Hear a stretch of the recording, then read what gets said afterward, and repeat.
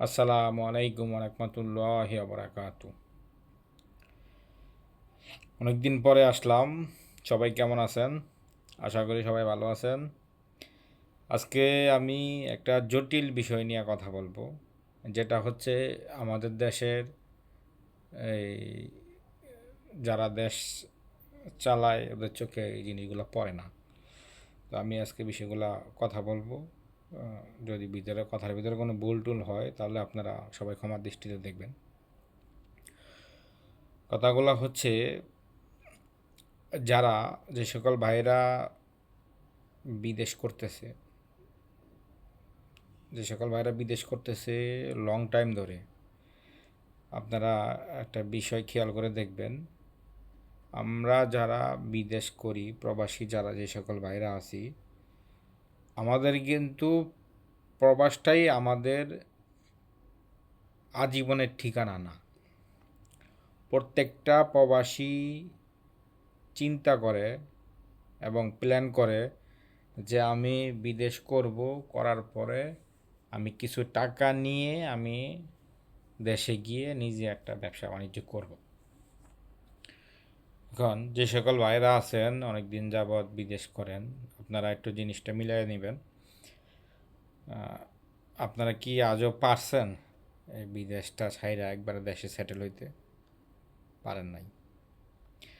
কী জন্য পারতেছে না এই বিষয়গুলো আমি আপনাদেরকে বলি। সেটা হচ্ছে,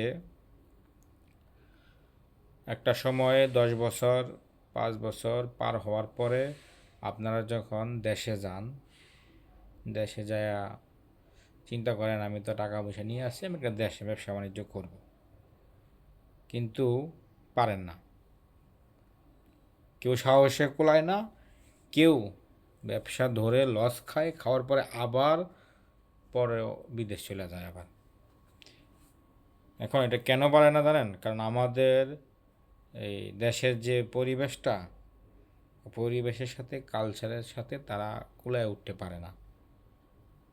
বাংলাদেশের যে এই যে কালচারটা ওইটাতে পারে না, যার কারণে তারা চিন্তা করে যে এই দেশে আমি ব্যবসা করে কিছু করতে পারবো না। আবার না পাইরা বাধ্য হয়ে তাদেরকে আবার বিদেশ যাইতে হয়। এই বিষয়গুলা আমাদের দেশে যারা দেশ পরিচালনা করতেছে সেই সকল ভাইয়েরা কি কখনো এই জিনিসগুলো চিন্তা করে? বা সেই সকল এই যারা আছে উচ্চ পদে কখনো এই জিনিসগুলো চিন্তা করে? ভাই আমি আজকে একটা কথা বলি, শোনেন। আমাদের দেশে যাদের কাছে আমরা দেশ বিদেশি পরিচালনা করার জন্য, তারা টাকা নিয়ে বিদেশ সেটেল হচ্ছে। আর আমরা যারা প্রবাসী আছি, আমরা টাকা ইনকাম করে দেশে সেটেল হইতে চাইতেছি, কিন্তু প্রবাসীরা পারতেছে না।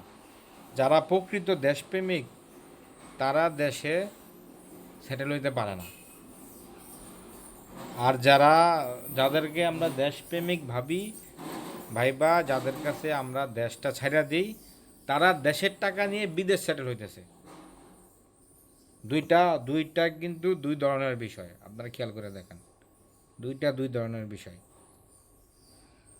সো আমরা যারা প্রবাসী আছি, আমাদের কথা কেউ চিন্তা করে না, করেও না, মাথায় জ্ঞানও আনে না যে যে যে যে ওই প্রবাসী লোকগুলা 20 বছর 10 বছর বিদেশ করতেছে, তাদের ঠিকানাই তো দেশ, তাদের ঠিকানাটাই দেশ, তাই তাদের দেশে এসে একটা কিছু করবো, ওই সাহসটা তারা পায় না।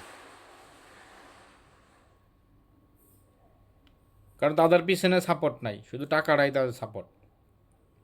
আর যাদের কাছে আমরা দেশ তুলে দিতেছি তারা করতেছে কি, দেশের টাকা নিয়ে তারা বিদেশে বাড়ি করে, বিদেশে সেটেল হচ্ছে। তারা দেশপ্রেমিক, তারা কীভাবে হইলো এই জিনিসগুলো আমাদের মাথায় ধরে না ভাই।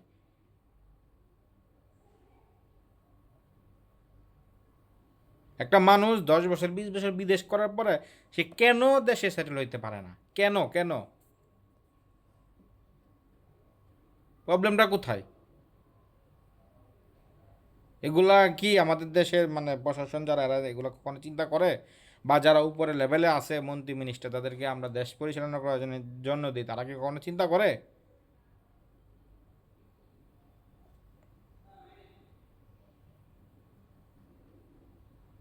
আপনারা দেশের টাকা নিয়ে আপনারা বিদেশ সেটেল হচ্ছেন, আর আমরা যারা দেশের জন্য কষ্ট করি, আমরা লাত্তি খাই, উস্টা খাই, যাই খাই, আমরা দিন শেষে বাংলাদেশে যাই পৌঁছাই।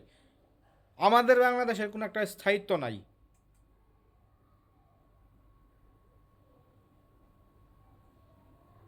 একটা সাধারণ সাধারণ যারা সাধারণ ওয়ার্কার যারা বিদেশে করে কাজ, তাদেরকে আপনারা খেয়াল করে দেখবেন, তারা বাইরেও কষ্ট করে, তাদের লিফুজির মতো চলতে হয়, নিজের দেশে আইসও তাদেরকে এভাবে চলতে হয়। কেন?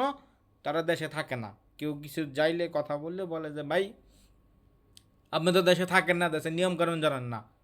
ওরে ভাই, আমার দেশ, আমি যদি বিদেশে সাপোর্ট পাই, আমার দেশে আমি ডাবল সাপোর্ট পাইবো। আমি যদি বিদেশে একটা পাসপোর্ট 2 ঘন্টা পাই, আমার দেশে আমি 1 ঘন্টা পাসপোর্ট পাইবো। আমি ওই দেশের নাগরিক। আমি যদি বিদেশে একটা ড্রাইভিং লাইসেন্স যদি আমি 1 ঘন্টা পাই, আমার দেশে আমার কেন ড্রাইভিং লাইসেন্স জন্য 6 ঘন্টা ঘুরতে হয়? আপনারা সবাই আসেন, দেশ চালাবেন। আমার গাম করে ভোট দেন, দেশ চালাবেন। আপনারা দেশ চালাইবেন, কখনো এই সমস্যাগুলো কেউ চিন্তাই করে না।